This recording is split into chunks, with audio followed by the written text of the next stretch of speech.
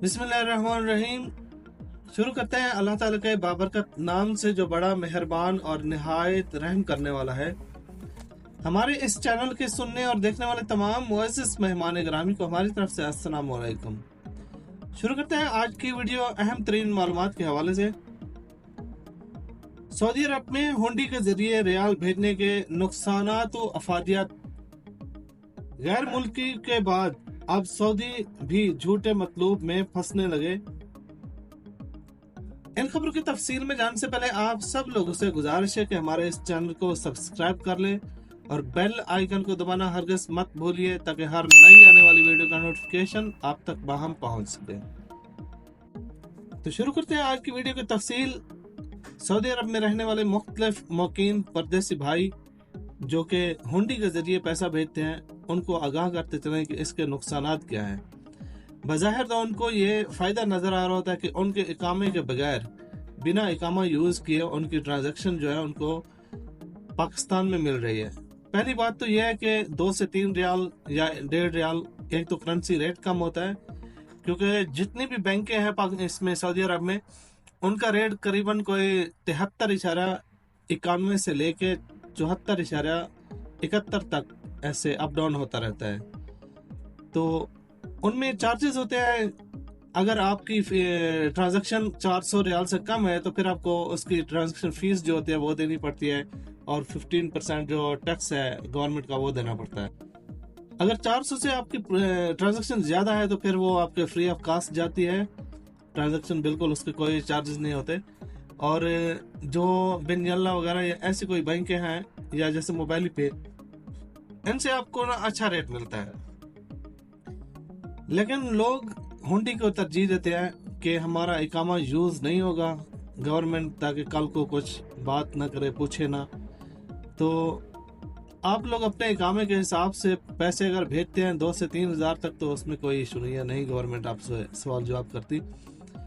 इसकी जो सबसे बड़ी मुश्किल है वो आपको पाकिस्तान में होती है। पाकिस्तान में अगर आप कोई प्रॉपर्टी वगैरह लेते हैं, प्रॉपर्टी खरीदते हैं या फिर कोई कुछ भी करते हैं, अगर आपकी इनकम जो है सालाना या फिर मंथली जो इनकम है उससे अगर आपने प्रॉपर्टी ज़्यादा ले ली तो वो पाकिस्तान में आपके लिए मुश्किल की वजह बन सकती है।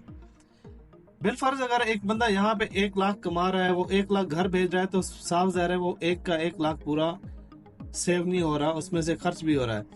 और वो 12 महीने के बाद 12 लाख बनता है और 12 महीनों में वो अगर 20 से 25 लाख की कोई प्रॉपर्टी देता है या कुछ भी ऐसा काम करता है तो गवर्नमेंट उस पर नुक्ताचीनी करेगी और उसको उस पर केस हो सकता है नैब के अंदर। तो इसलिए कोशिश कीजिए कि हुंडी की बजाय सीधा जो रास्ता है, जो कानूनी रास्ता है, उसके ज़रिए बैंकों के ज़रिए पैसे सेंड कीजिए। इससे 2 फायदे हैं। एक तो आप महफूज रहते हैं, आपकी करेंसी महफूज रहती है, पैसे आपके महफूज तरीके से जाते हैं। और दूसरा ये कि आपको पाकिस्तान में भी कोई मसला नहीं होता। आपकी जब भी कोई प्रॉपर्टी वगैरह खरीदते हैं तो आपको डिटेल नहीं मांगी जाती। और इसके अलावा सबसे जो अहम चीज़ है कि वो अपने हमारे जो मुल्क मिल्लत है उसके लिए भी फ़ायदेमंद है। हमारे पैसे हमारे लिए भी फ़ायदा है, हमारी फैमिली के लिए भी, और हमारे मुल्क पाकिस्तान के लिए भी फ़ायदा है। इसके अलावा को आगाह करते चले, गैर मुल्कियों के बाद अब सऊदी भी झूठे मतलूब में फंसने लगे। एक फ़ोन कॉल उठाने पर सऊदी औरत को 2,30,000 रियाल का नुकसान झेलना पड़ा। वाकया कुछ इस तरह से है कि सोशल मीडिया पे उन्होंने उस औरत ने एक जॉब देखी, जॉब की एड थी जो वो देखी, तो औरत को वो मतलूब थी वो जॉब।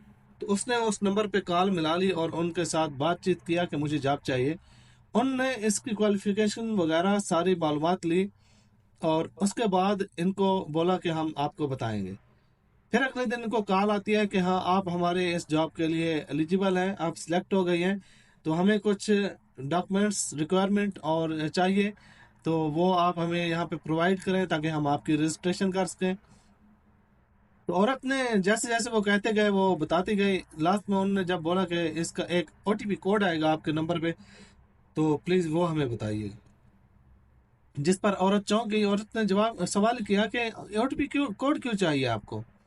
तो उन्होंने कहा कि हमारा जो काम है, हमारी जो कंपनी है, उसका काम गवर्नमेंट इदारों में भी रहता है, तो आपको गवर्नमेंट इदारों में रजिस्टर किया जा रहा है ताकि कल को कोई अगर काम हमें हमारी कंपनी को पड़ता है तो आप जाएं तो आपको पास वगैरह की ज़रूरत ना पड़े, आप डायरेक्ट اندر چلی جائے۔ تو اس عورت نے وہ او ٹی پی کوڈ دے دیا ان کو۔ وہ او ٹی پی کوڈ دیتے ہی ان لوگوں نے پھر اسی عورت کے نام پر ایک کمپنی کھولی اور اس کمپنی کے ذریعے لوگوں کے ساتھ لین دین کیا اور ان سے پیسے ہتھیائے اور غائب ہو گئے۔